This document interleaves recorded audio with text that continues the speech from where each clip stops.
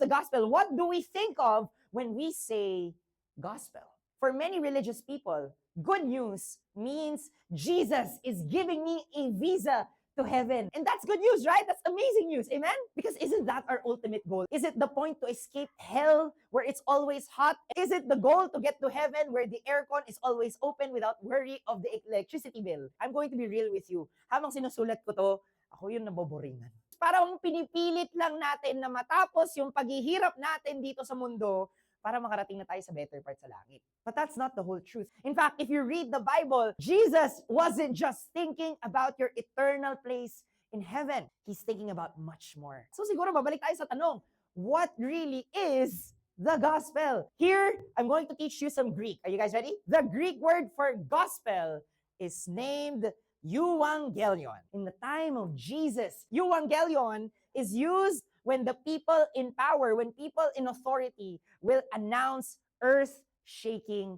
news. And I'll give you an example. I'm going to read to you from the Priene inscription from 9 BC. Providence has ordered all things and set them in order by giving us Caesar Augustus. The birthday of the god was the beginning of the good news, beginning of the euangelion for the world. According to this announcement, euangelion referred to the birthday of Caesar Augustus. The birth of a new Caesar begins a reorganization of their calendar and their entire world. Caesar's birthday marked the new year. It was not only that their birthday became the new year, their birth year becomes year zero. Ganon ang ibig sabihin ng euangelion, na magbabago ang buhay mo. Euangelion is declaring that there was a life before Caesar was born, and a life after Caesar was born. And hindi ko alam kung nakiklik na po sa head ninyo, so na-excite akong i-share ito sa inyo.